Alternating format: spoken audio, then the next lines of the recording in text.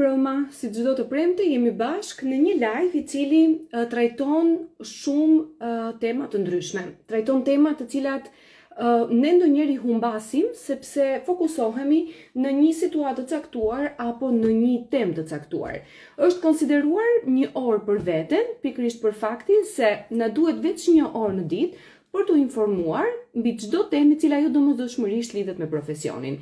Duke qenë dietologe, gjithmonë përpiqem që të lexoj informacione mbi dietologjinë, të shoh emisione që lidhen me ushqimin, të njoh njerëz që lidhen po përsëri me ushqimin dhe i thash vetes një ditë hey po ndalu, sepse jeta nuk është thjesht puna, por është edhe zgjerimi i rrjetit me cili ti qëndron.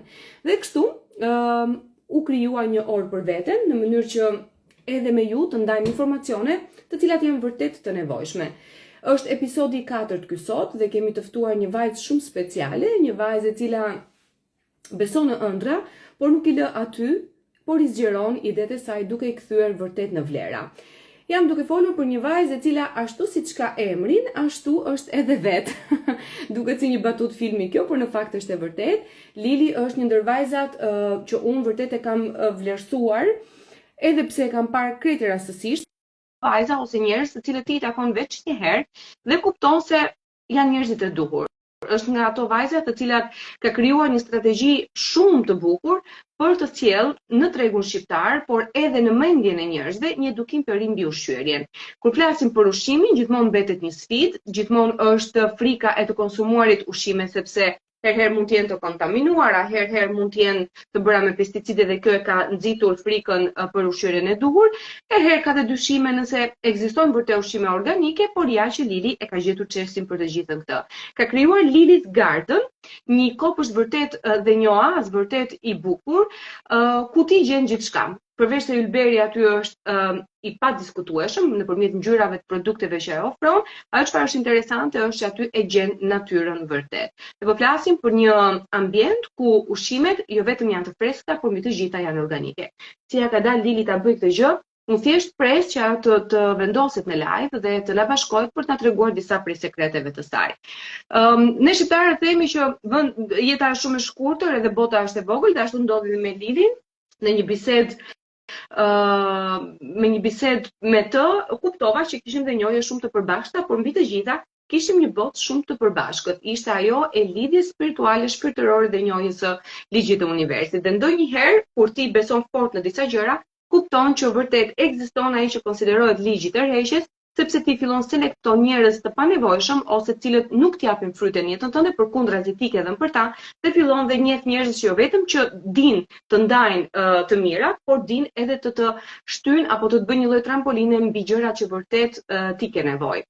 Dhe fatmirësisht, të paktën në 3-4 vitet e fundit më ka ndodhur që universi më ka sjellë njerëz që vërtet kanë ditur të më japin forcë dhe të më ndihmojnë të heci shumë përpara. Ndërto është edhe Lili me cilën vërtet kam patur një bisedë shumë të këndshme dhe besoj vërtet që do të jetë një ndër ato bashkëpunimet që do të shkojë gjatë për hir të faktit se të dyja japim zemrën dhe shpirtin ato që bëjmë. Nuk e di çka ka ndodhur me Lilin.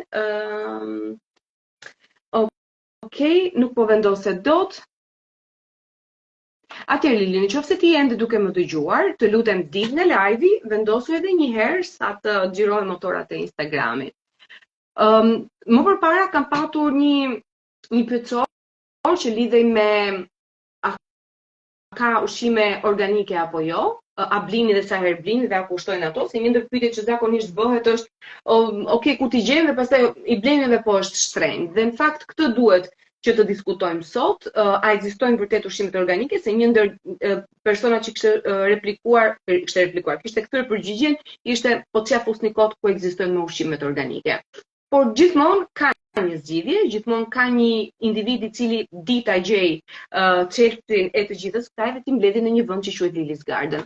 Patjetër që e di që ma ke dërguar dhe unë e bëja se, por nuk e di çka ka ndodhur. E di që në Shqipëri dhe kryesisht në Tiranë ekzistojnë shumë pika të cilat e bëjnë këtë stil, po themi, të tregtuarit të ushqimeve të tilla, por ndonjëherë është me të tërhequr gjëja që mua më tërhoqi Lili's Garden. Lili, nuk e di, vetëm dil një herë dhe vendosu prap, nuk di. Nuk di çka ka ndodhur sepse unë e bëja se por ndoshta nuk të vjen.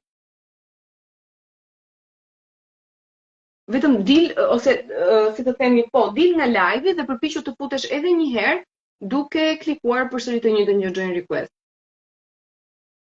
Mirë, ndërkohë që Lili përpiqet të vendoset në live, do doja nga ju të shkruanit në njërin nga pyetjet që ju shqetëson lidhur me këtë situatë, apo që mendoni ju se duhet të marrë përgjigje, pavarësisht se të dyja kemi përgatitur disa pyetje të cilat ajo i has më shpesh me klientët, por edhe unë si dietologe në punën time të përditshme kuptoj që njerëzit e kanë të vështirë të ndajnë fjalën bio nga organike, produktin organik dhe çfarë e karakterizon një produkt organik, çfarë do të thotë që ti të marrësh një produkt organik. Si lindi e gjithë kjo ideja e të bërit një biznes si ky, i cili, të themi të drejtën, për një vajzë, për një femër është pak e vështirë, marr parasysh dhe marr në konsiderat që sa e vështirë është të ngresh një biznes dhe sa e vështirë është dhe të gjesh njerëzit e duhur për të bërë atë biznes, sepse ndonjëherë paraja të tërheq në një mënyrë të gabuar dhe shpesh njerëzit e nisin mirë cilësinë e një produkti dhe përfundojnë duke sjellë gjëra të cilat nuk janë fare të një standardi për cilët po flitet dhe po kërkohet. Dhe patjetër që këto janë sfida me të cilat Lili është përballur disa herë dhe ka ditur që t'i dalë mban duke e ndryshuar mënyrën e bashkëpunimit, por edhe të edukimit.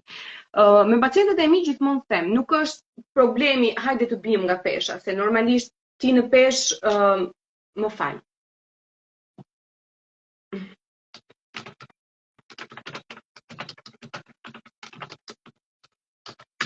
Ti në pesh mund të biesh shumë thjesht. Gjithë problemi qëndron çfarë bën ti nëse mbaron regjimi ushqimor. Dhe nëse një individ ka arritur që të krijojë një lloj edukimi në mënyrën e të ushqyerit, nëse një individ ka arritur që trupi i tij të kërkojë ushqimin me orar, nëse individi ka arritur të gjejë një orar të caktuar për të kryer edhe ciklin e gjumzgjimit apo errere dhe jashtëqitja, që është një ndër proceset që po thua unë nuk e komandoj, por në fakt nëse ti di vërtet të ruash këto ritmet e regjimit ushqimor, patjetër që ti fiton edukimin. Dhe nëse individi mua ma lë dietën edhe pas muajit të dy dhe ende nuk ka arritur qëllimin e peshës, për mua nuk ka problem, sepse nëse ai është edukuar, ai do ta bëjë këtë edhe pa mua.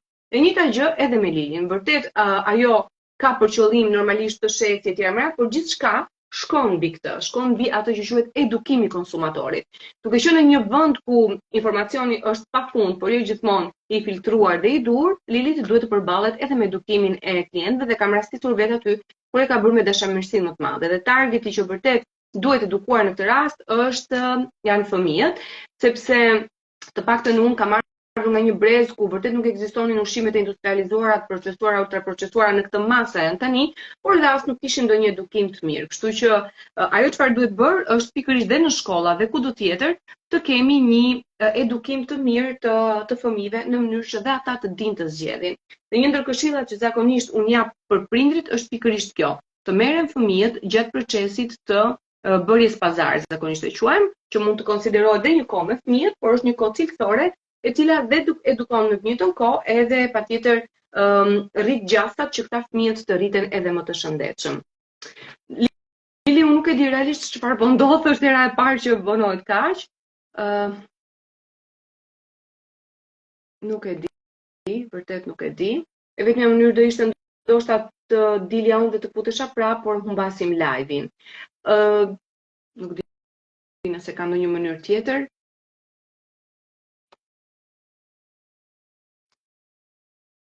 Mirë, ndërkohë mund të bëni ndonjë pyetje për të cilën mbaj tagrin për të përgjigjur, ndërkohë që Lili vendoset në live.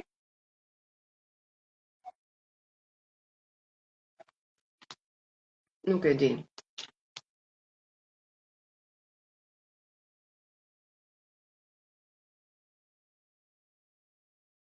Ju përshëndes të gjithëve që keni dërguar mesazhet tuaja, po ashtu edhe komentet, ju falenderoj shumë. Këtu kemi dhe një ndër vajzat që e kam pas të ftuar, Ylka, e cila është një juriste, avokate, por ndërkohë së shpejti do të hap akademinë e saj për mentorim të studentëve. Ishte një ndër temat vërtet interesante, sepse sot studentët mund të kenë shumë informacion në rrjetet sociale, teknologjia është zhvilluar etj, por duhet gjithmonë një bustull që orienton, dhe është pikërisht yllka që do të hap një akademi që do të konsiderohet si një bustull orientimi për të gjithë studentët të cilët, fillojnë një shkollë, por nuk dinë si bëjnë detyrat e kursit, nuk dinë ku të përqendrohen, nuk dinë si realizohet një temë etj. Kështu që suksese ju ka në këtë iniciativën tënde të re. Po ashtu kemi patur dhe Katerinën, e cila po ashtu një vajzë me shumë vizion, na tregoi se si mund të shkojmë në të bëjmë një doktoratur edhe jashtë, dhe cilat janë ato kriteret, sepse këtu në Shqipëri jemi mësuar duhet të kesh mesatare, duhet të kesh këtë, duhet të kesh mik, pra këtë probleme që ne i hasim gjithmonë, ndërkohë që Katerina na shpjegoi që në fakt edhe jashtë mund të studiojmë pa qenë fëmia i askujt. Ne mjafton që të kemi vullnetin, dëshirën dhe një vizion të qartë për të ecur përpara dhe për të jetuar dhe për të integruar në vende si ajo. Po ashtu kemi patur edhe Gertën, e cila është përsëri një mikeshe ime, një bashkëpunëtore shumë e mirë e imja, e cila na tregoi se si duhet të ushqejmë fëmijët tanë me metodat e reja që ajo ka patur dhe hasur në Norvegji gjatë punës së vet, dhe po ashtu na shpjegoi se kur dhe pse sheqeri duhet të ketë një masë të caktuar. Këto kanë qenë të ftuarit e mi, apo kam harruar ndonjë? Jo, nuk kam harruar ndonjë, dhe nëse të më fali. Dhe këtë herë po përpiqemi shumë të lidhemi në mënyrë organike me Lilin, por s'po ja dalim dot, nuk e di çfarë ka ndodhur.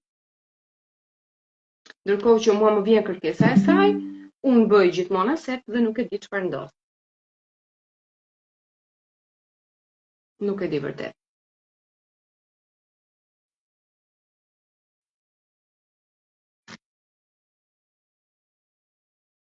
Nëse dikush di ndonjë truk lidhur me këtë gjë, të lutem të më ndihmoj.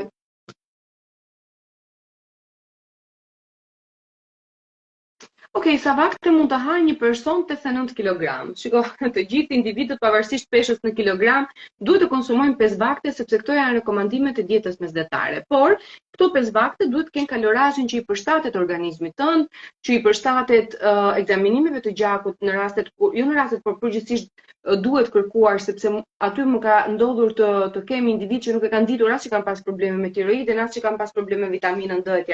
Dhe një ndër kushtet e bërjes së një regjimi ushqimor është patjetër marrja e ekzaminimeve. Duke provuar ftesën duke dërguar ftesë, po si bëhet Klevisa? A dalë një herë ta provoj? Search, po. Ja po e bëj unë tash. Ja, prandaj duhen njerëzit që dinë nga teknologjia, jo si ne që jemi veç me libra.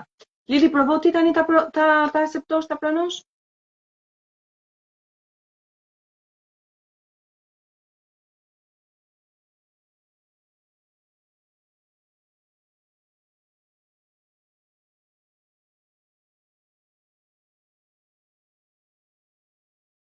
Atëherë po e bëj dhe një herë cancel, Lili, po të bëj unë ftesë dhe të shohim mos kemi bërë gjë. Nuk e di pse ka ndodhur kjo, zakonisht kërkon pak sekonda, por jo kaq sa sot.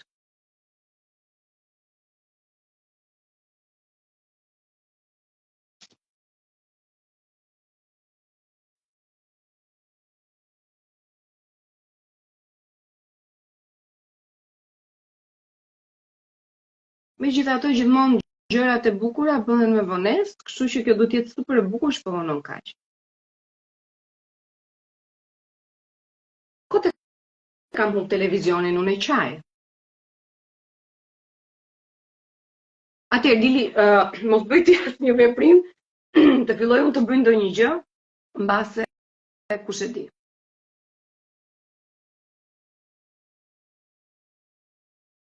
Okej. Më në fund.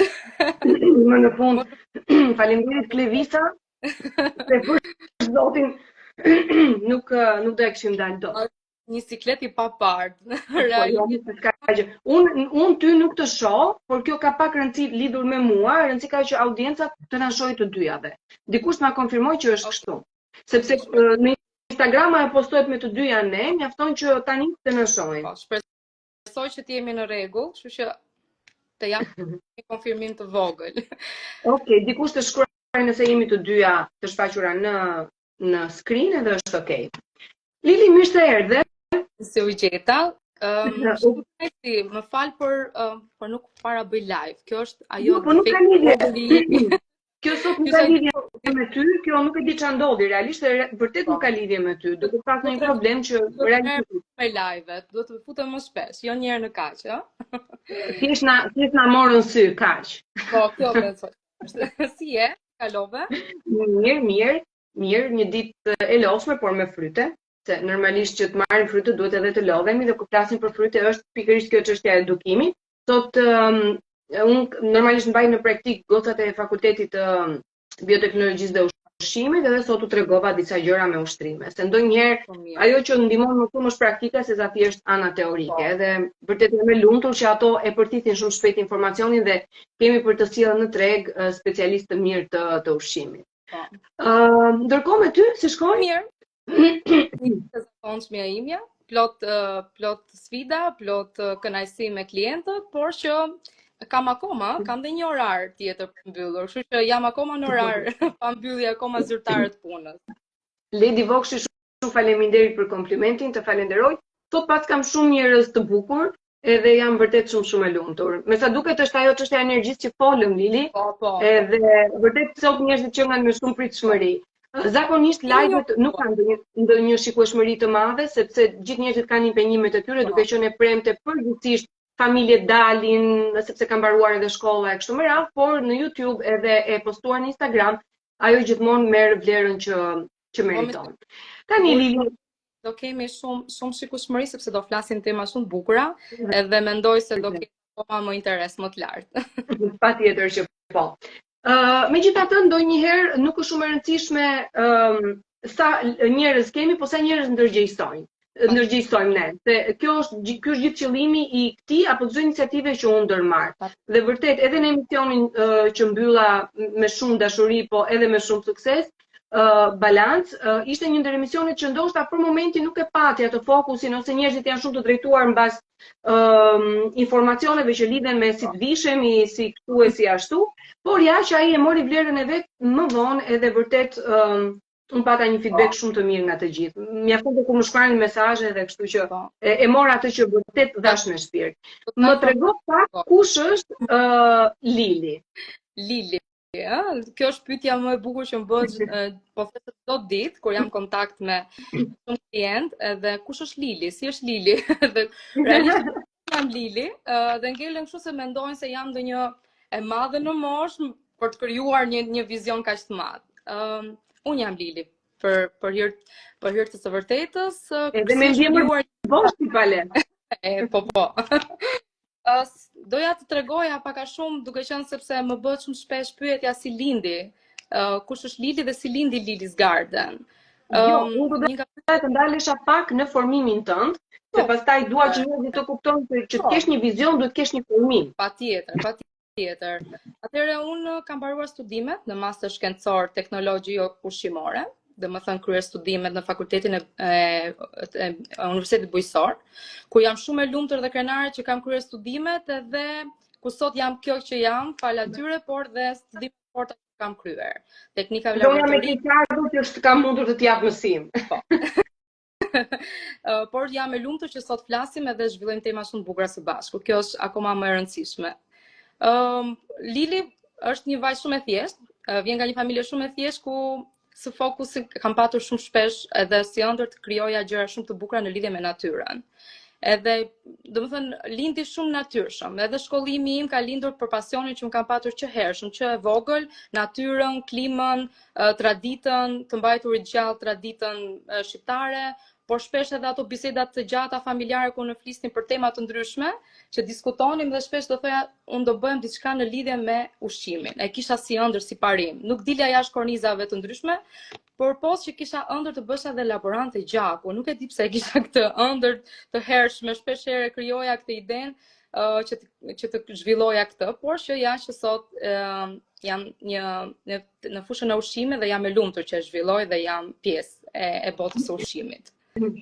Dhe ke realizuar deri diku çështjen e laborantes së gjakut, se çdo nutrient nëpërmjet gjakut shpërndahet në trupin tonë, kështu që praktikisht e ke bërë. Kam bërë tani, jam tek pjesa e analizave të ushqimit, sepse realisht punuar shumë fort në laborator për sa i përket analizave të ushqimit. Kjo ka qenë shumë e rëndësishme, kemi kryer shumë teste në mostra të ndryshme dhe kemi mësuar njohuri të bazë.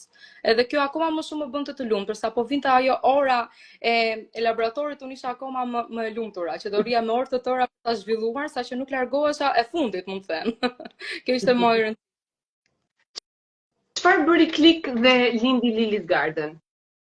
Klik.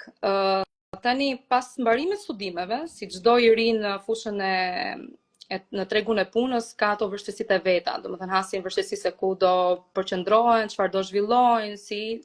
Por unë kisha ato parimet që doja diçka ose të krijoja një gjë të bukur. Për aq kohë sa bëhet fjalë për traditën. Të mbaja gjallë brez pas brezi, duke kulminarin, qoftë të lidheshme me produkte shqiptare.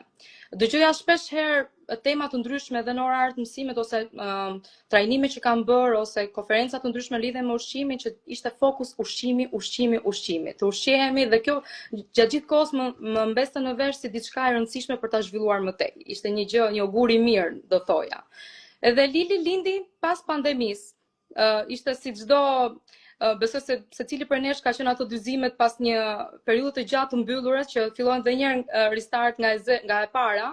Edhe gjithashtu dhe unë mendova të krijoja diçka të lidhje me pasionin që unë kisha për ushqimin. Vaja të kisha diçka time, ku fokusi të ishte tradita. Të ishin produktet artizanale, të ishte fokus produktet të cilat mbartin një histori, që fundja edhe kur të flasim me të vegjëlit tanë, të tregojmë dhe një histori të vogël, mos ta humbasim. Kështu që kjo është gjë shumë e rëndësishme. Tani ecuria dihet si një iri në biznes. Unë kam patur, domethënë çdo gjë lindur vet, si femër në biznes. Çdo gjë e kam nisur avash, hap pas hapi. Edhe kjo është një gjë që mua më ka bërë akoma më të lumtur. E kam nisur nga zeroja, do thoja. Do ishte gjëja më realja që nuk e kam nisur askush nga të ngritur si biznes apo të suportuar nga dikush, por e kam nisur, mund të them, me shumë gjëra minimaliste. Aty u lindi avash, u krijua çdo gjë, krijua klientët e parë, besueshmëria, ato komplimentet e para, kënaqësitë e mara, orë të gjata.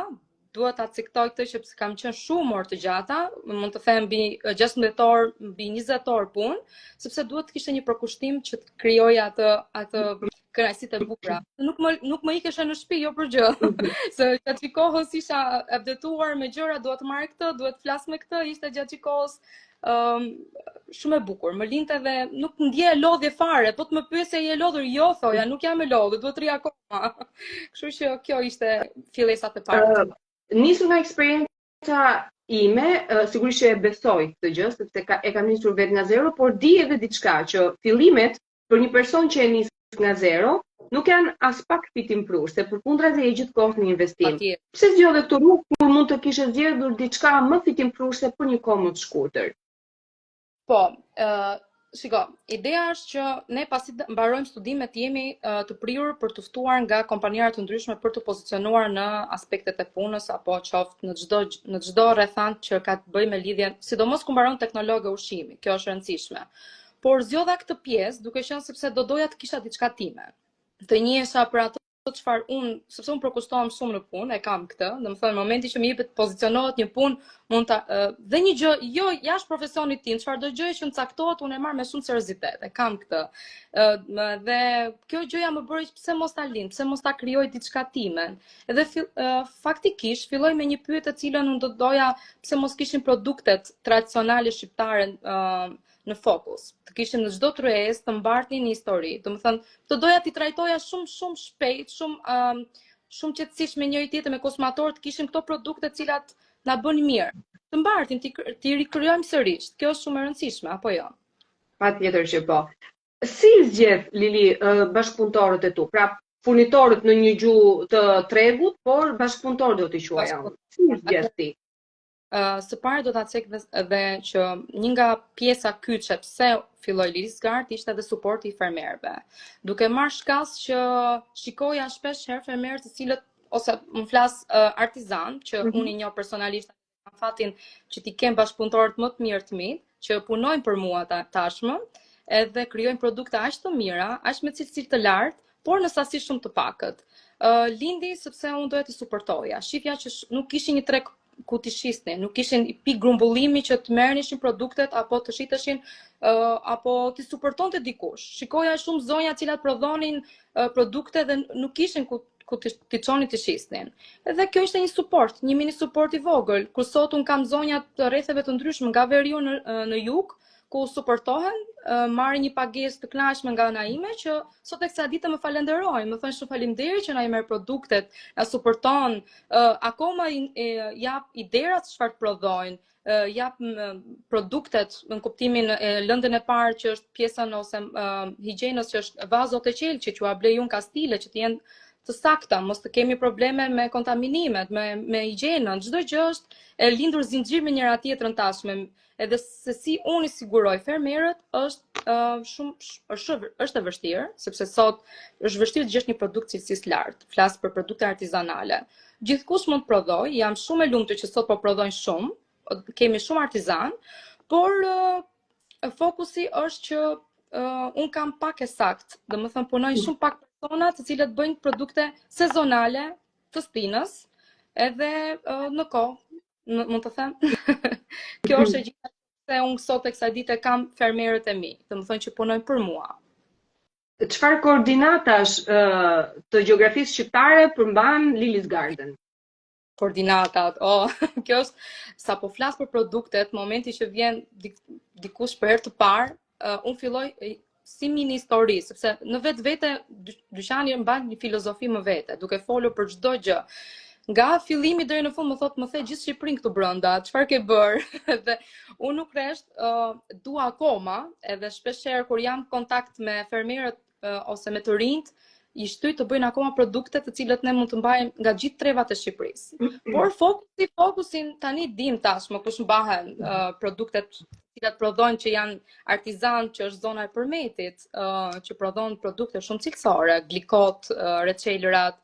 Tashmë kemi mjaltin e Bedunicës nga Gosti Vish Përmeti, kemi zonën e Malësisë Madhe, ku kemi pjesën e bimëve medicinale, që janë shumë të mira, kurative, frutat e pyllit, mund të citoj, domethënë kemi fermerë të zonave të ndryshme që na sigurojnë në kohë, domethënë në stinën e ku është dhe vetë produkti ka kohën e tij. A ka një super ushqim shqiptar apo Shqipëria vetë është një super vend?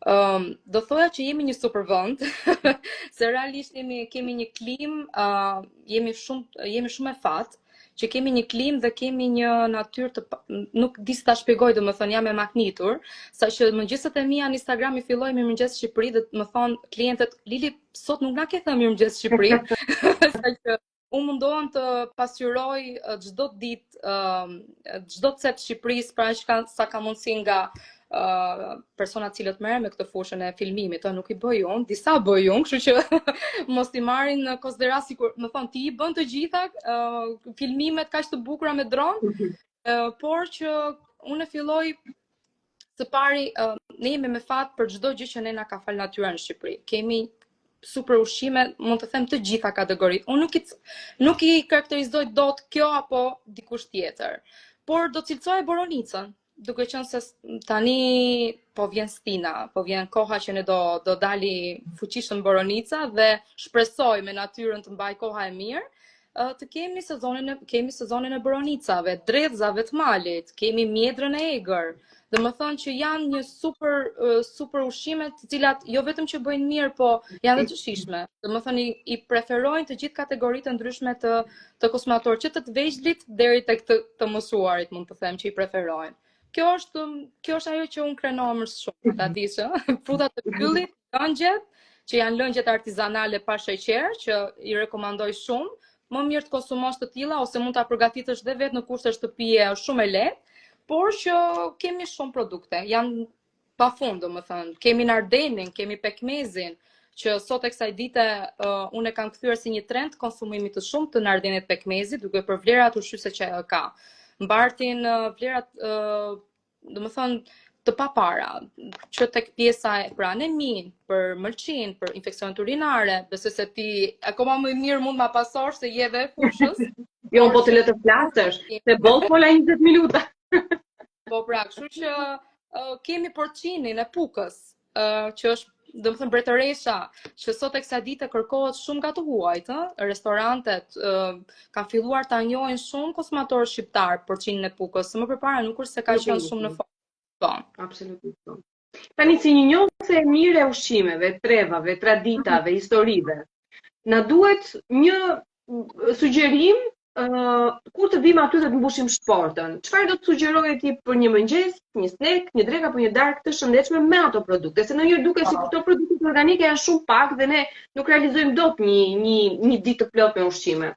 Është shumë e vërtetë që janë shumë pak sepse prodhohen në stina dhe sezone të ndryshme. Nuk është se i kemi gjatë gjithë kohës, gjatë periudhës vitit, apo domethënë kjo është ajo e mira dhe ajo e keqja, pse në produktet artizanale shqiptare kanë stinë edhe kohën e tyre, domethënë. Por do të caktoja ose të ciktoja produkte të cilat realisht domethënë janë të përditshmërisë të dyqani jon, janë konsumet ose nën produktet e qumshtit. Flasim për kosin, për kosin e lopës, deles, dhis, flasim për qumshin e lopës, qumshin e dhis, që kemi kefirin, kemi hirën, kemi bozën, që është tradicionale. Këto janë produkte të cilët fillohet mëngjesi. Kemi vezën e fshatit, që kemi të zonës së matit, fshatit Zallherë, që i marrim të dy fermerët tanë, kemi bukën artizanale, është buka e thekrës, që bëhet me millin tipik autokton tonin, është pamaja, është një nga bukët, nuk e di domethënë, shqyr them me veten time që kemi akoma artizan që na e prodhojnë bukën të tillë si dikur me atë aromën dhe sa po vjen te sektori i bukës thonë se shpesh nuk është se është sektori i dukshëm, ua kjo aroma nga na vjen, domethënë mendojnë se nga vetëm kur hapet ajo rafti i bukës vjen ajo aroma shumë e mirë, ajo e fermentimit të bukës. Edhe është një nga produktet që pëlqejet më së shumti tani, është një nga produktet cilat po preferohet për të nisur mëngjesin e shëndetshëm. Pastaj flasim për perimet sezonale, tani jemi në stinën dhe në kohën shumë të mirë për prodhimet dhe ka filluar paksa, flasim për bizelet, për barbunjat, flasim për lakrat e egra që unë për shembull e filloj vaktin e drekës me lakrat e egra e kam shumë pikë të dobët, pavarësisht se akoma do pak kohë që ne ti preferojmë çik në dietat tona ushqimore lakrat e egra, se që nuk vetëm për japrakët i përdorim. Se shikoj shumë që vetëm për pjesën për të bërë japrakët të gjethet e rrushit, ato i marrin. Por pjesa e zonës jugut, për shembull, shikoj që ato pjesën e drekës nuk e fillojnë pa një pjatë me lakrat e egra, me vaj ulliri, me limone, ka si ti pjatë kryesore, do thoja. Këto janë pastaj produktet të cilat preferohen është mjalti lisi të zi, mjalti mares që tani ka mbaruar sezoni, por që kur është sezoni preferohet më së shumti për diabetikët, mjalti bedunicës që e marrin shumë për fëmijët për shkak sepse ka shumë vlera kurative, është lule egër. Flasim për produktet të cilat kanë një kulturë dhe një historik mbi vetvete, për çdo gjë që ne prodhojmë flasim. Këto janë pak a shumë ta dhe Lilis Garden. Tani ka një problem dhe është një ngërç i madh, sepse sikundur po thoja pak përpara se të lidheshim. Sot është sa e thjesht aq dhe e vështirë. Dhe njerëzit për hir edhe të marketingut janë konfuz. Një konsumator i thjesht si ta kuptoj që produktet që ka Lili dhe produktet që ka Hyrida ndalohen, pra janë ndryshojnë. Kur them Hyrida unë s'kam dyqan, po marr një zëm të tjerë. Pra si ta kuptoj si konsumator që këto që thot Lili janë të vërteta dhe ai ushqimi është po kështu. Tani, kjo është pyetje shumë e bukur që më ke bërë, sepse shpesh herë më bëhet dhe në dyqan, nuk është se është pyetje shumë pse duhet të zgjedh ty dhe jo diko, se domethënë bëhet një pyetje klishe për kodo, sepse të zgjedhin produktet dhe si ta dalloj që është vërtet organike, pa u futur në se tash ndonjëherë ku do thotë. Pari një herë për çdo produkt organik mbart një origjinë, nga se si është prodhuar, kushte, temperatura, mënyra e ruajtjes ose sa kohë ka gjatësinë. Ndryshe nga një produkt marketi ose që cilin ka një afat shumë më të gjatë, ne marrim konsiderat kosin ose reçelin. Ka një afat shumë të shkurtër në dyqan organik. Si e zgjedh është mënyra që mundohem të zgjedh në sasi shumë të vogla të limituara. Nuk është se kam ose kosin në rastin që është përditshmëri se e morëm pak më parë, se kam që është një produkt i konsumit përditshëm. Nëse kosin në fshatit, ne gjithë nga fshati vim, kështu që pak a shumë i kemi ato iderat, por që kosi fshatit thartohet, bëhet majosh. Dhe ndonjëherë pyetja që më bëhet shpesh pse kosi i dhis është i tharët, pse s'është i ëmbël. Domethënë, kjo është ajo kleçka pse disa produkte janë organike, sepse procesi është shumë i shkurtër. Flasim edhe për bozën, ë. Boza është një proces i fermentuar që akoma vazhdon dhe në shishe vazhdon të vazhdoj të fermentohet dhe nuk është më e ëmbël sikurse prodhohet në momentin që ajo prodhohet. Kjo është ajo që pse produktet organike ndryshojnë dhe pse duhet zgjedhim si ta dallojmë. Flasim për në fakt e kam kuptuar edhe tek kombucha që është një ndër produktet që ti do ta kesh shumë shpejt në dyqanin tënd. Që më thonë po pse krijon atë filamentin? Ite po e krijon filamentin, se mikroorganizmat janë ende brenda, nuk ka shtesa të cilat ndalojnë fermentimin dhe është logjike. Dhe përgjithsisht njerëzit janë thuar të thonë që po unë në market e kam bler kështu. E njëjta gjë ndodh me kefirin. Bona është një ndër gocat që e tregton kefirin në mënyrë artizanale dhe zakonisht kur kam sugjeruar të tjerëve më thon po vjeni thartë, po si do të vi me sheqer pra. Kjo është një gjë që futet tek edukimi, pastaj do unë do ta bëj pyetje sa thjesht e ke ti edukosh njerëzit. Po të le ta mbash. Fokusi tjetër është sepse tani perimet është ne jemi pyetja më e përditshme është a janë perimet bio. Çfarë ke bio ditët e sotme? Çfarë ke sot? Domethënë fjala bio, domethënë në fokus besoj se ti do jesh e njëjtë mendim me mua, është fjala më zhargoni i përditshëm, por unë nuk e preferoj ta përdor. Ti jemi realiste, sepse fjala bio sot asnjë edhe në fshat dhe gjyshja ime të prodhojnë nuk ka bio, sepse ndodh që toka e gjysës time është afër me tokën e një fermerit, të cilët ai ka një linjë prodhimi, serash apo nuk e di çfarë prodhon për tregjet, edhe shkarkimi i dim nga ana e gjeografisë apo çdo gjë shkarkimi ujrave deri shkon dhe prek pesticidet, mund preki dhe tokën e gjysës time, që mund prodhoj një sallatë që mund thotë e kam bio, ajo gëzon që më ka bërë një sallatë bio flasim. Por sot neve përdorojmë produkte të cilat kanë një licitacion ose një rregullore të përdorit pesticideve ose një mënyrë të trajtimit të tillë të perimeve flas. Preferoj shumë fermer ose fshatar cilët prodhojnë sasi shumë të vogël. Domethënë çfarë do lloj perime që janë sezonale. Tani un kam fshatar një zonë që e kam zonën Elbasan, ajo më prodhon perimet e stinës, specin, flasim patuxhani, flasim perimet kungullin, shaqinin, pjeprin. Ajo më bën shumë gjëra po në sasi të limituar, nuk kurse ka një shumë kilogram që unë ta mbuloj, por ato janë realisht vetëm trajtuar vetëm me ujë dhe me ato spërkatet e saj natyrale që ajo bën me mënyrat e saj, teknikat e saj. Por do preferoja shumë ose do këshilloja shumë që të konsumojnë produkte sezonale të stinës. Domethënë mos të kërkojnë një produkt i cili nuk është i stinës, domethënë.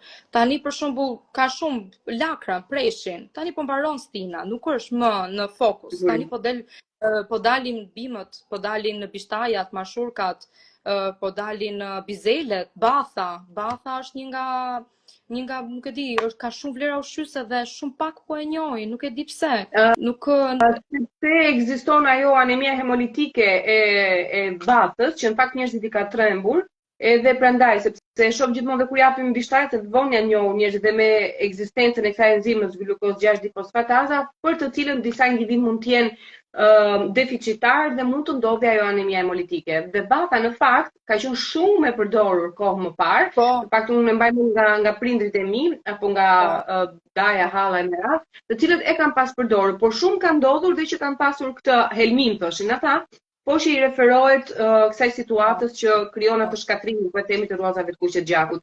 Megjithatë, ajo çfarë duhet bërë është heqim frikrat dhe të shpjegojmë njerëzve që okay, jo të gjithë njerëzve mund të ndodhë kjo gjë. Mjafton të bëhet një ekzaminim shumë i thjeshtë për të kuptuar nëse je deficitar ndaj asaj enzime dhe se nuk ngre bat, nuk bëhet çarmeti, por nëse ti nuk je deficitar, pse ta humbasësh vlerën që ajo përmban. Nuk kanë shumë shtëpi të mirë, por kanë aq vlera të mira, kështu që nëse di ti gatuash mirë, kanë shtëpi edhe vërtet të mirë. Është shumë vërtet. Domethënë, ka shumë produkte të cilat mund t'i dallosh shumë lehtë, por duhet cekur dhe informacioni të cilën për shembull mendoj që çdo dyqan organik duhet të ketë një teknolog ku t'jap informacionin e nevojshëm për çdo produkt. Do të thonë të jetë një mënyrë komunikimi me klientin, jo thjesht të shitet ai produkti dhe për të bërë ato paranë e momentit, por të jepet një shpjegim, të jepet një detaj, të jepet një informacion si ta ruaj më tej në momentin që e merr supozojmë lëngun e boronicës, sa ditë duhet ta ruaj, si duhet ta ruaj. Kjo është një informacion shumë i nevojshëm sepse më pas vjen thot mu myk, mu prish, mu thartua. Domethënë këto janë teknika të cilat çdo dyqan organik duhet i ketë, ose pse duhet bërë dallimi. Po prandaj dhe reçeli mund të myket. Të jemi realistë sepse nuk ka shtesa, nuk ka aditiv, nuk ka jetëgjatësi momenti që ti e hap fillon dhe myket, se s'ka, është sikur të kesh bërë një reçel vetë në shtëpi, por tani koha është pak e kufizuar, jo të gjithë kemi kohë t'i bëj, kështu që detyrimisht produkte artizanale shqiptare për t'i konsumuar në fokus. Cili është miti më i shpesht që ke dëgjuar mbi këtë situatë, pra mbi ushqimet organike apo diçka tjetër që lidhet praktikisht me temën? Me mitin. Se ti do ta thyesh për shembull.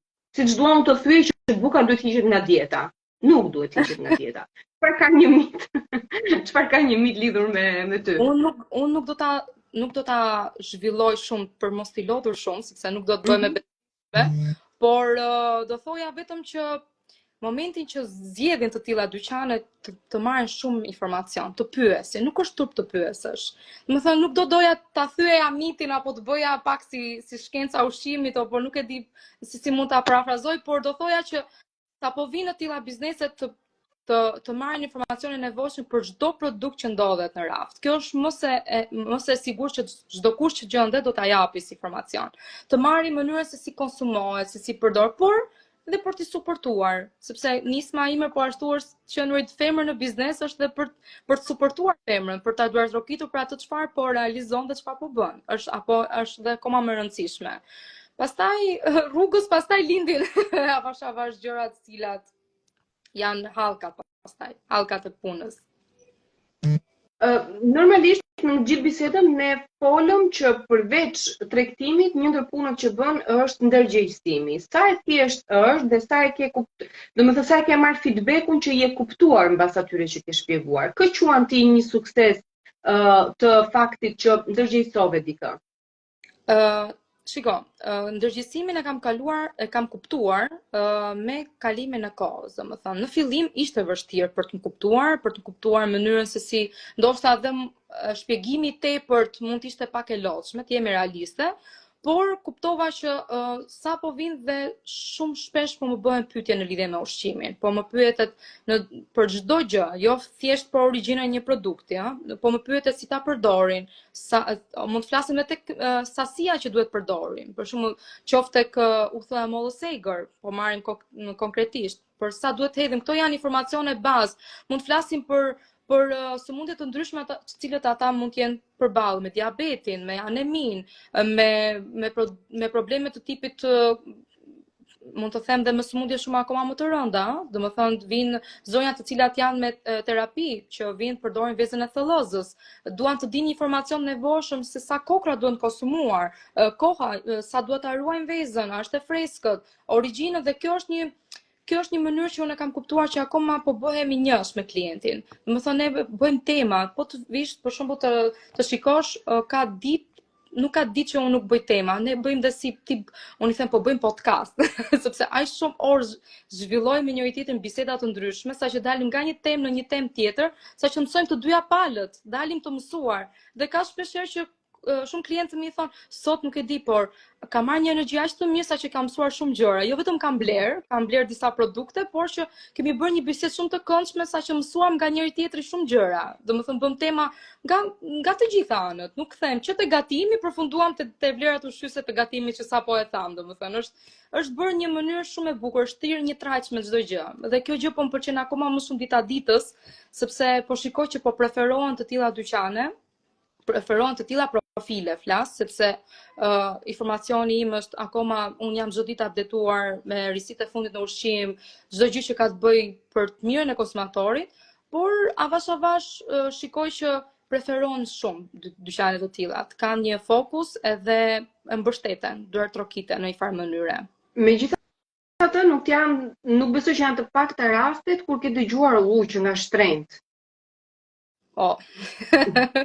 Këtu tani është një temë e gjerë që edhe nëse e thon, me një buzëqeshje mund ta qetësoj shumë shpejt klienti, sepse produktet organike në vetvete mund të kustojnë, është e vërtet.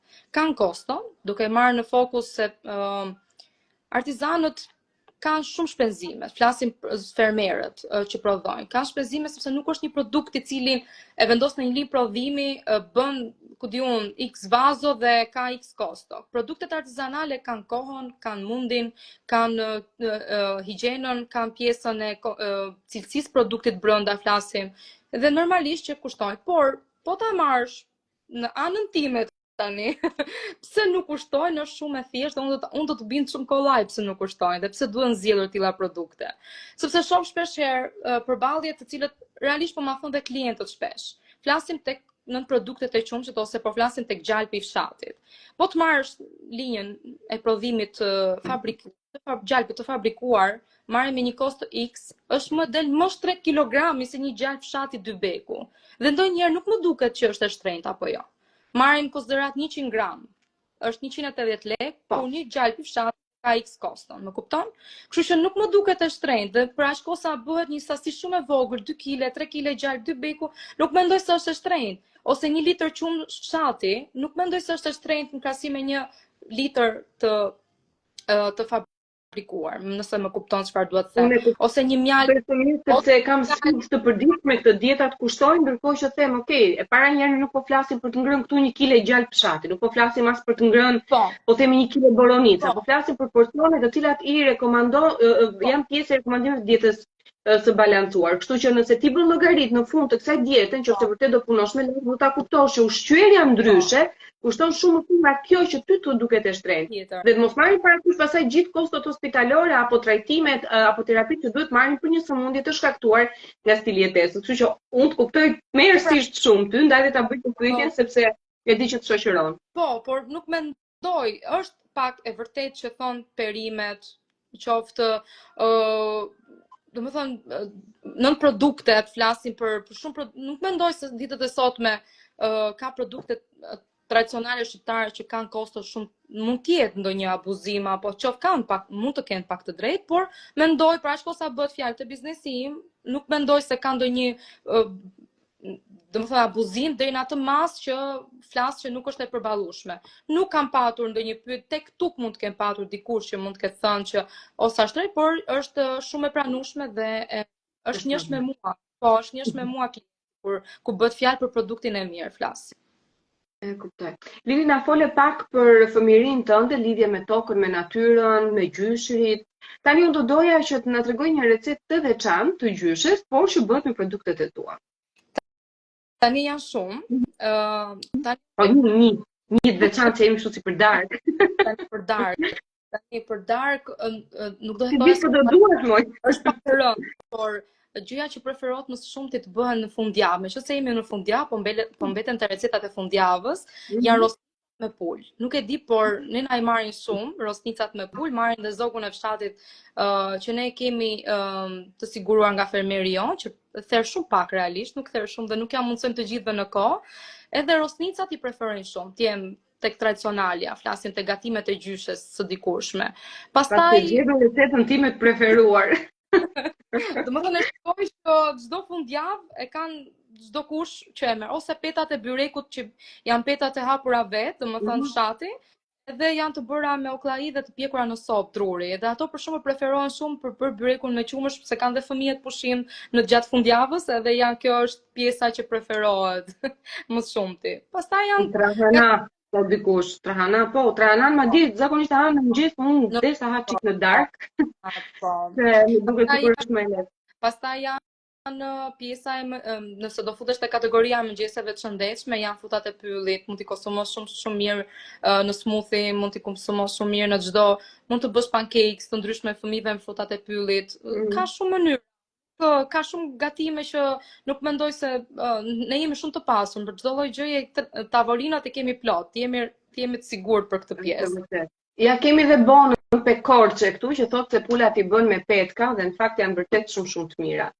Po shiko, tradita shqiptare këtë ka të mirë që çdo në vend, pavarësisht të njëjtit gatim, i ofron ingredient të ndryshëm dhe kjo e bën edhe më të pasur si kulinari dhe më vjen mirë në fakt që jemi rikthyer edhe një herë traditës dhe kjo ka ndodhur vetëm kur turizmi filloi të zhvillohet. Se më parë ta pranojmë, kujdo i vinte turp të thoshte që ishte nga Shqipëria, pale të thoshte që vinte nga filan fshat, pale të thoshte çfarë gatimesh kishin atje.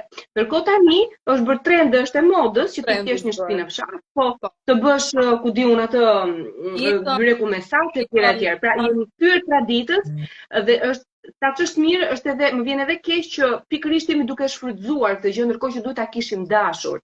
Unë kam kam një eksperiencë jashtë dhe kuptoj sa fanatik të traditës janë ata dhe sa e duan atë vend deri tek të menduarit ata hedhin këtë letrën apo jo, e jo më imagjino pastaj për traditën në ushqyerje në të tjera. Kështu që realisht më vjen mirë dhe fatmirësisht ka si ty që kanë këtë qasje pavarësisht mundësive për t'ia dalë apo jo.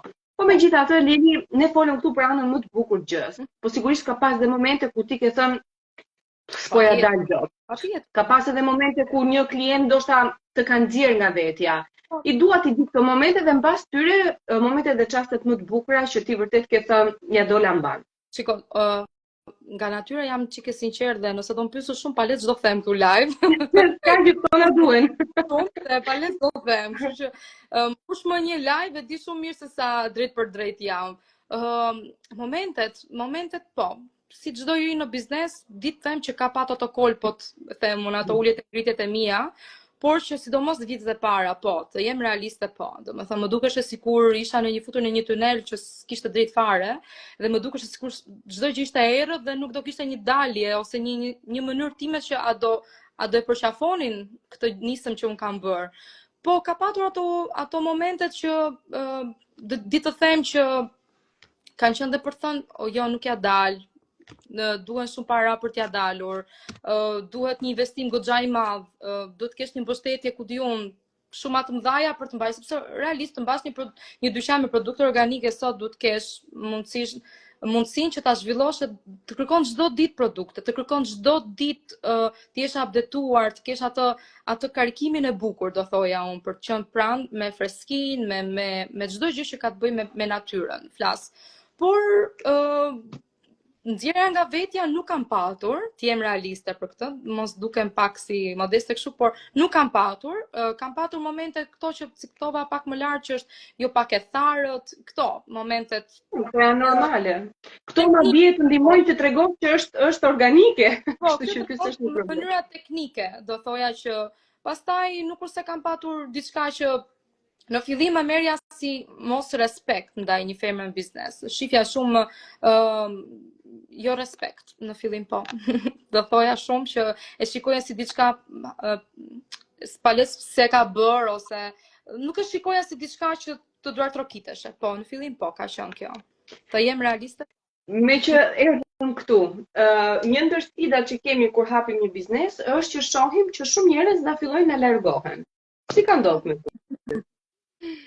Po, është e vërtet. Këtu preken pak, po. Po ka qenë, flasim që tek pjesa e çdo kujt, nuk kurse mbështetje shumë të madhe kam pas familjen, të jem realiste për çdo gjë. Për ato duartrokitjet e vogla më jepnin për çdo gjë, për çdo hap që merja duartrokisnin. Bravo, bravo, bravo dhe merja ato kolpot e bukura që më pëlqenin dhe nuk e di pse më jepnin një motivim të papar për të bërë gjëra të nesërme. Nuk e di nga e gjeja të gjithë ato energjinë e bukur që më jepnin. Por që po ka qenë, se si çdo njeri sot ke shumë pak mbështetje nga miqtë tuaj, nga kolegët, nga çdo kush që shikon një gjë të bukur. Domethënë, ndryshe unë sot dhe kësaj dite që bëj konferenca me të rinjt është se i motivoj shumë shpesh që të bëjnë gjëra të bukura, të krijojnë gjëra të cilat realisht ndërthuren dhe me mua, domethënë me biznesin tim. I nxis të bëjmë linjë prodhimi të veçanta, të bëjnë një produkt të dalin unik. Pata fatin para një javë të isha në pjesën e një leksioni në Universitetin Bujqësor, të ftuar nga shkolla dhe kisha të rinjt në fushën time dhe shikoja një pjesëmarrëtim që çfarë do bëjmë, si do bëjmë, si e ke krijuar, po si e hape, si e nuk pate vështirësi në hapje. Të gjitha këto ishin ato të cilat unë ju përgjigja shumë lehtë dhe shumë sinqerisht, por i thash që nëse do bëni një linjë prodhimi, një produkt tuaj, jam e para që doja marr produktin, t'ju asiguroj këtë. Ama të jetë në parametra dhe në cilësinë e duhur që unë e kërkoj. Dhe aty e parë që pasi mbarova të gjithë konferencën, erdhën të gjithë më thanë, unë do bëj këtë, unë do bëj atë, është mirë të bëjmë këtë, domethënë pash një mënyrë shumë të bukur, një energji shumë të bukur që realisht do bënin gjëra të mira, dhe shpresoj të bëjnë, se janë në vitin e fundit tani dhe mendoj se do bëjnë gjëra shumë të bukura, por kjo është ajo që unë motivoj, suportoj dhe duart rokas çdo të ri të cilën bën biznes të tillë në lidhje me ushqimin, që krijojnë gjëra të bukura, krijojnë ato portofolien e bukur të tyrin që sa herë të takojmë të flasim për tema të ndryshme dhe jo për të thënë si a doli ajo, si a bëri ajo. Jo, të flasim secili për ato gjërat e bukura që kemi me njëri tjetrin. Të njihemi sa më shumë për ato çfarë bëjmë ne. Kjo është ajo që unë dua. Edhe shpresoj, nuk e di si do jetë në vazhdim. Para se të futeshim në, jo para se të lidheshim bashkë, nisa një frazë që në fakt na shoqëron. Zakonisht ndodh që si fillim për të lidhur me ty, me mua, me këdo, njerëzit japin maksimumin e tyre, qoftë në cilësitë e një produkti, qoftë në një komunikim, qoftë në marrëdhënie. Por ndodh që gjatë rrugës kjo cilësia fillon edhe bie. Sa e thjeshtë është për ty për ta larguar këtë klient dhe për të risjell një individ të ri që di ta bëjë më mirë këtë gjë. Apo ti merresh me individin derisa ta edukosh që ky veprim nuk është i duhurit sepse. Si është rruga që ti zgjedh? Kjo është shumë e bukur që the, për vetë fakti sepse unë kam patur raste plot të tilla. Që nga viti i parë i hapjes deri më tani, po, kam patur, të jem realiste. Por në fokus merrem me persona të cilët realisht e kanë informacione për ta modifikuar ose për ta rregulluar atë defekt që unë e them disa herë, ose atë sugjerimin tim të vogël që shiko se herën tjetër duhet ta bësh kështu ose kështu. Por nuk pranoj kursesi mënyrën apo zgjedhjen që ata zgjedhin të bëjnë momenti që sjell një produkt, flasim 3 herë e produktit cilësisë së lartë dhe herën e 4 të zgjedhin të sjellin një produkt të cilësisë së mesme apo të cilësisë së ulët me idenë që nuk do kontrollohet apo nuk do marrë vëmendjen. Këtu pastaj nuk kam se si të ndërhyj apo për të bërë ato defekte që mund ta ketë bërë sepse e ka bërë thjesht e ka bërë vetë zgjedhje. Më kupton? Kështu që nuk preferoj të merrem, jap thjesht një mirënjohje për aq sa kemi punuar, nuk e ofendoj kurse si asnjë fermer, jap atë meritën e duhur që ka marrë, por do preferoj të zgjedh një person tjetër të cilin më përmbush kriteret apo cilësinë që unë do doja. Por ka zonja që sot e kësaj dite që punojnë për mua, flas Pogradeci, Përmeti, flas Dibra, flas që kam kontakte të përditshme që unë jap sugjerimet e mia se si do preferoja dhe sipas kërkesave të konsumatorit. Për shembull, unë gjatë gjithë vitit mbledh informacionet e nevojshme se si e kërkojnë rastin e turshive, rastin e reçelrave. I them që herës tjetër kur të vi linja e prodhimit sërish, kur të bëhen sërish gjërat e reja, mundohu ta bësh kështu. Edhe ato e dinë dhe e respektojnë dhe e kanë bërë. E kanë marrë dhe një si mësim, dhe thonë Lili faleminderit se dhe na dhe një mësim, një gjë të re. Kështu që kjo është gjë shumë e bukur nëse mbahet kështu. Domethënë flas për çdo. Një pyetje kam, sepse të marrësh më këmbë, po themi, çdo kilometër Shqipëri nuk është e thjeshtë. Si gjen njerëzit? Se unë e dëgjova, jam fermer do vite këtu, është okay, po ti si ke gjetur në fillim për ta krijuar një rrjet të tillë të besueshëm? Po, tani, ideja është që unë jam çdo fundjavë kontakt me fermerin. Nga veriu në jug, sa më jepet mundësia, nuk bëj pushim, domethënë jam kërkim të gjës më të mirë. Është e vështirë sepse ndodhen di që janë shumë larg, nuk janë afër zonave të banuara. Por kontaktet i kam, mundohemi të kemi ato lidhse me njëri tjetrin se si mund ta mundsojmë produktin. Ditë të them që kur e dua kohën e nevojshme dhe momenti që mund të më siguroj se është me sezon çdo gjë. Tani për shembull mua më mungon djathi i bjeshkëve të rrunjës, që është i Dibrës. Është një nga djathrat e certifikuar nga Ministria e Bujqësisë, ka marrë vulën.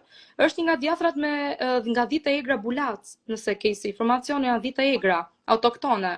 Dhe realisht është një nga produktet më të kërkuara dhe unë e kam mungesë dhe mezi po e pres dhe duhet shkoj ta marr vetë në Dibër, domethënë është në bjeshkët e thella të Runjës dhe kjo është një mënyrë për shembull si unë e siguroj.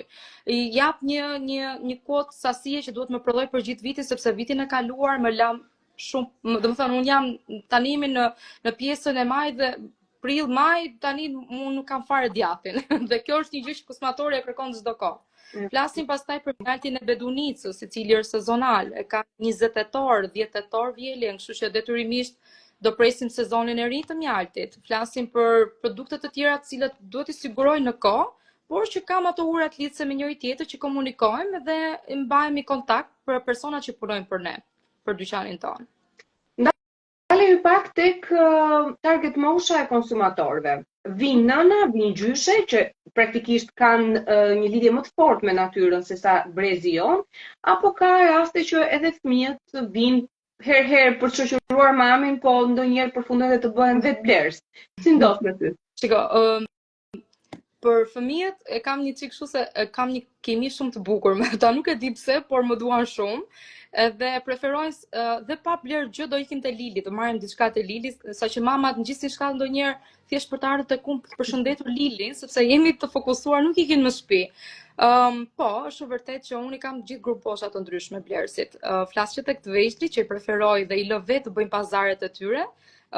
Shpesh u them mamave lëreni të zgjedhni vetë sepse është më mirë, është e merr atë ndjesinë e mirë, mësoj, unë i provokoj me pyetje se si çfarë është, çfarë vlera shoqë se ka, ata kënaqen, bëj një në mënyrë humori do thoja. Pastaj është pjesa e moshës tonë, të cilët preferojnë ushqimet e shëndetshme, flasin për perimet e stinës, flasin për në produktet e qumshtit, në produktet e mishit. Pastaj mosha e tretë, të cilat preferojnë gjërat që bëjnë mirë vetëm për shëndetin, mjaltin, vetëm mjaltin, domethënë ai kanë pikë të dobët mosha e tretë, saqë ndonjëherë ndihem aq shumë fatlume se më dëgjojnë me aq shumë këshëri, derisa thon, po vetë ke bër, saqë marrin informacion, kënaqen, sepse unë e di se çfarë i bën më së miri edhe sa të lumtur janë kur zgjedhin dhe produktin e mirë. Pra shkosa di se çfarë ofroj. Kjo është e gjitha. Vinë sërish muajin tjetër me pensionin e tyre mezi kanë siguruar, do marrin prapë atë mjaltin. Kështu që është gjë shumë e bukur, është shumë bukur. E me që të pyesin a e ke bër vetë, për çfarë shquhesh ti në kuzhinë? Në kuzhinë të gatuaj vetë apo pjesën të gatuash? Tani unë jam tek pjesa e suprave të shëndetshme. Nuk e di, por preferoj shumë pjesën e suprave, kombinimin e suprave me perimet. Tani për shembull në këtë moment që flasim jam fokusuar tek supa me kale, nuk e di, por preferoj ta bëj pothuajse një ditë po, një ditë jo, nuk e di, po më pëlqen aq shumë kombinimi që jemi në stinën e perimeve. Edhe kale më pëlqen shumë në supë, më jep shumë energji, më jep të ndihem shumë mirë, shumë lehtë, edhe është një nga supat shumë të thjeshta, nuk merr shumë kohë, 20 minuta për përgatitje është, kështu që s'është se ka në një teknikë të vështirë për të bërë. Pastaj pjesën e kuzhinës si bëj të gjitha tradicionalet. Nuk përtoj për këtë pjesë, jam e gjithanshme për t'i bërë. I kam shumë, nëse futem i gatoj shumë mirë. Janë shumë Do kisha dashur shumë të dëgjoja disa prej mesazheve më të bukura që ti zakonisht merr, qoftë në Instagram, qoftë edhe në si feedback i klientëve, cilat janë mesazhet që vërtet ta mbajnë shpirtin gjallë edhe kur ka ditë që janë të bukura? Realisht marr çdo ditë. Nuk e di, por kam kliente shumë të mira që me pozitivitetin e tyre dhe kur pyesin për një produkt ka një teknikë të pyetur, nuk e di ta shpjegoj, por janë aq shumë të kujdesshme, Lili e dashur Lili, domethënë më drejtohen në një mënyrë që më ngro, pastaj jo më të flas për produktin, apo e kam në gjendje apo nuk e kam në gjendje produktin. Marr çdo ditë komplimente, qoftë mesazhe të ndryshme për mënyrën se sepse ne bëjmë dhe delivery, që dërgojmë gjitha produktet në shtëpi dhe mënyrën e shërbimit, mirësjelljen që tregojmë, kujdesin që un kam në paketimin e produktit. Dua që edhe kur ta marrë atë produkt mos jetë e vyshkur, ose marrim rastin e bimëve, mos jetë e thyer. Në momentin që ka ndodhur raste për shembull që është thyer një vazo, unë më kap sikleti sepse nuk dua të ndodhte pikërisht ajo kliente që unë kam patur atë feedbackun e mirë dhe ka patur raste që cilët kam patur shumë mirë kuptim. Më kanë vlerësuar jashtëmase. Deri tani shqyr Zotit, shohim me Curina avash avash në vazhdim, por çdo ditë marr komplimente, marr shumë dashuri nga secila prej tyre që më shkruajnë, më kontaktojnë për tema të ndryshme dhe mund të flasim, nuk është e thënë vetëm se mund të blej diçka dhe si mund ta përdor, sa herë duhet ta konsumoj. Më thënë bëjmë një temë dhe shumë të bukur, është bërë çdo gjë shumë bukur, është rrjedh shumë bukur edhe si kimi me njëra tjetër, nuk e di, duket sikur njihem me të gjitha. Kështu që kjo është ajo që marr. Unë e di që të lodha, po edhe 3 pyetje do të t'i bëj. Jo.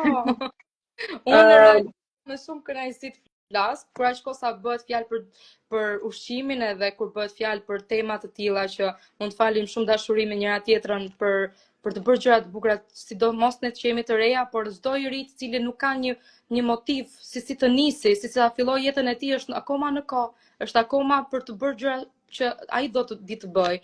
Fundja mund të kontaktoj secilën për nesh, ne besoj se do japim ndihmën e parë, ato hapat e para, sikurse edhe ne kemi dashur të kishim kur kemi marr hapat, kështu që jam e sigurt që më pak sa të tek suporti, duke qenë që në Zanafilis praktikisht janë këto kurset e nutricionit, që patjetër duhet që ata të jenë të paktën teknolog, të paktën biolog, të paktën diçka që ka lidhje me fushën e mjekësisë, më thonë po ti a jen vete, po pse? Po a jen vete, se ti po nxjerr konkurentin tënd në treg, dhe unë nuk e kuptoj dot këtë qasje. Se unë ku ta gjej që konkurentin tim ta nxjerr unë, para nuk e shoh si konkurrent, po e shoh si një suport, si një individ i cili nesër është krah për mua në profesion. Dhe kështu që çfarëdo i ri ka nevojë qoftë edhe për një ide, për një mendim, ose apo ti ku e ke bërë masterin, përse duhet ta kurcej unë ku e kam bërë masterin, ku ta gjej që 4 rinj sot që e kërkojnë se ku e kanë bërë masterin në mënyrë që 2 gjëra janë, është duke më parë si një shembull, dhe e dyta, ai ka një ego për të ecur përpara dhe ne për këtë po vuajmë. Pra, sot është shtuar informacioni, por ka shumë pak filtra, pra cilësor po themi. Praktikisht nuk është fare e zorshme që një individ të mbështes tjetrin, dhe në rastin që ti e bën, realisht ti duke shtuar vlerat në një vend i cili po zbarkojnë njerëz, po ikin që këtu, po shkojnë diku tjetër, po zbarkojnë nga vende që ne nuk na shërbejnë. Pse mos e mbajnë vendin tonë me fanatizëm dhe një ndërto është të përhapin informacionin se ku ne u trajnuam dhe se si ne erdhëm deri këtu. Kështu që për këtë vërtet jam shumë mirënjohëse se janë shumë pak njerëz që arrin ta kuptojnë dhe jo më që ta bëjnë. Por ndoshta kështu fillon, nga një bën shumë. Tani lidhjet ti të ardhmen e fjalës organike dhe të prodhimit organik në Shqipëri. Mendon që ka ndërgjegjësim dhe kur flas për ndërgjegjësim nuk flas këtu vetëm për individin. Se okay, na dëgjuan, thonë okay, po shkojmë tani të blejmë ushqime organike. A e sheh që ekziston vërtet një politikë, nuk po flas për politikën në termin e parë të fjalës, po mendon që ka një politikë të zhvillimit të këtyre produkteve, qoftë nga startup-et, qoftë nga fondacione të ndryshme që mbështesin apo diçka tjetër? Po unë e shikoj, të jam realiste po, e shikoj si një zhvillim shumë të mirë, se po shikoj që po suportohen shumë biznese, po suportohen shumë fermer, po shikoj shumë certifikime, po shikoj çdo ditë më shumë persona trajnime, po shikoj workshope, po shikoj panajire, nuk e di, po dalin shumë produkte të reja, flasim për produkte në tërësinë organike në Shqipëri, dhe shikoj që do ketë një gjatësi shumë të mirë, do ketë një zhvillim shumë të mirë në fushën e industrisë ushqimit, dhe do preferoja shumë që nëse do fokusohesh në produkte tradicionale, flas, për ato që unë mos mirit flasë, është sepse do doja që të mbështesin dhe të rrinin tek ato standardet tradicionale, të mos ta modifikonin. Do ishte një kërkesë e vogël ose një sugjerimi imi, të mos modifikohen, të rrinë ashtu siç kanë qenë dikur, siç i bënin gjyshet tona, ku ka gjë më të bukur, të mos modifikohet një reçel, mos të dalim me ginger, se po shikojmë modifikime të tipit me susam, ku diun, tani modifikime të tipit llojit.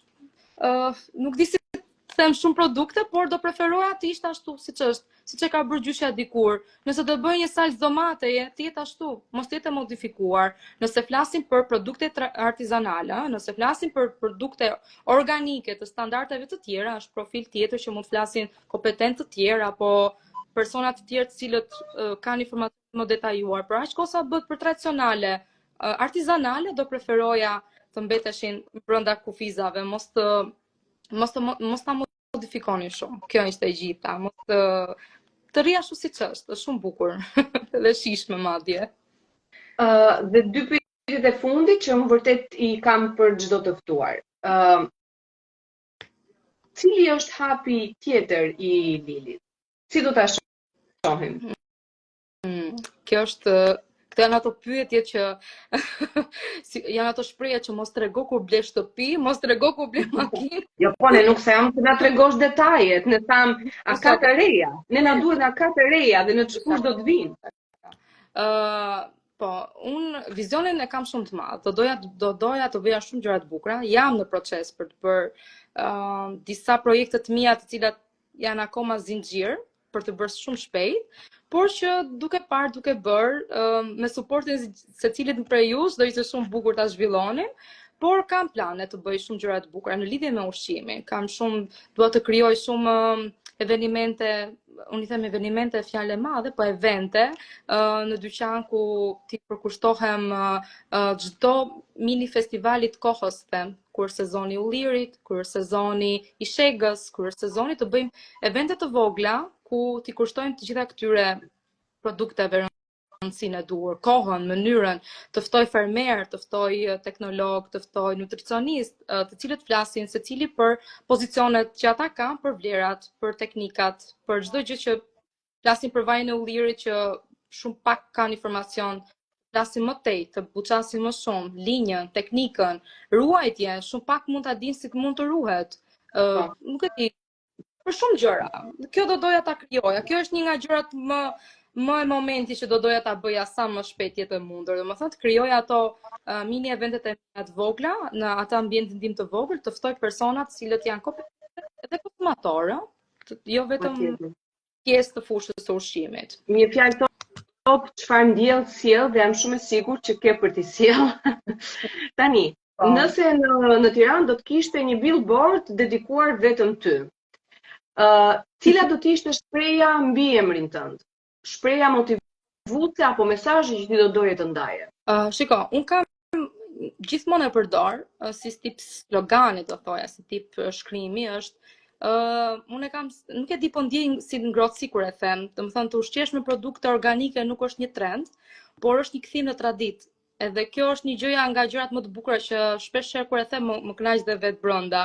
Edhe kjo është ajo thënia e bukur që do doja ta shkruaj nëse do vipte mundësia.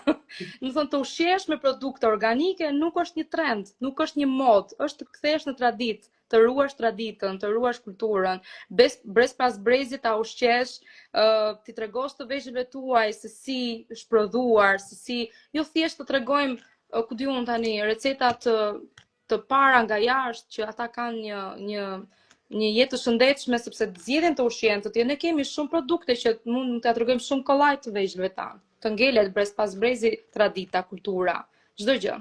Ku e gjejmë Lily's Garden? Po. Lily's Garden si adres e gjeni te rruga 5 Maj mbrapa Concordit. Gjithashtu edhe te numri im i telefonit, mund më telefonojnë, më gjejnë shumë kollaj, unë hap në çdo moment të kohës, përgjigjem dhe gjejnë shumë kollaj. Edhe aty jam gjithë ditën, aty mund më gjejnë, mund më pyesin, mund të gjejnë çdo produkt, por një gjë. Produktet janë sezonale dhe ditore. Këtë e them shpesh edhe në mesazh. Nuk mund të kërkosh një produkt të cilin të ka shkuar mendja dhe të më thuash ma gjërë se e dua. Nuk kam si ta gjë, nuk kam si e siguroj, është sezonal dhe ditore. Nëse mbaron në darkë, mbaron, të nesërmen marrim sërish. Okej, Lili. Ishte një ndër bisedat më të bukura dhe më të shëndetshme. Çdo bisedë ka atë kulmin e vet, ka dhe po themi vlerën e vet, por kur është puna për ushqimin, tani unë do bëhem pak egoiste dhe do them që jo është një ndër bisedat që më pëlqen më shumë. Realisht jo vetëm për faktin që kam këtë profesion, por sepse në këtë lloj mënyre ndërgjegjësojmë dhe ata të cilët herë edhe neglizhojnë ose mendojnë siç folën për çmimin e tjera me radhë. Kështu që falenderoj shumë për këtë bisedë shumë të këndshme. Edhe falenderoj shumë edhe njerëzit të cilët hyn edhe dolën edhe për hir të kohës, mesazhet që kanë shkruar supportin që kanë dhënë ndërmjet zemrave dhe në fakt një ndër mesazhet e bukura ishte sa mirë që ka live të tilla. Sigurisht që do ketë live të tilla për sa kohë ka individ që kërkojnë këtë lloj formati të dëgjuarit të gjërave se shpesh është bërë kaq e vështirë për të ditur çfarë të sjellësh sa pyet veten a jam në rregull apo diçka nuk po shkon. Por me sa kuptoj jemi vërtet në rrugën e dur edhe fal gjithë ju që pranoni që të jeni pjesë e live-it tim.